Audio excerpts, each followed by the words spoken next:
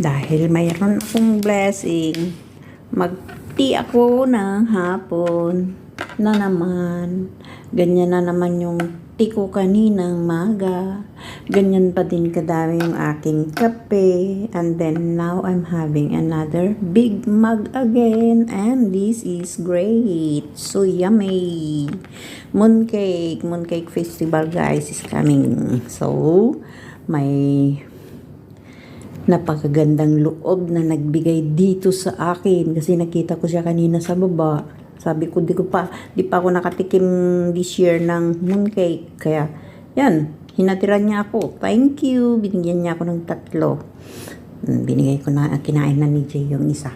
Ito sa akin, hiniwa-hiwa ko na maliliit yung akin. Tapos yan, maybe tomorrow yung isa for breakfast. Hindi siya masyadong sweet guys kasi ito may mga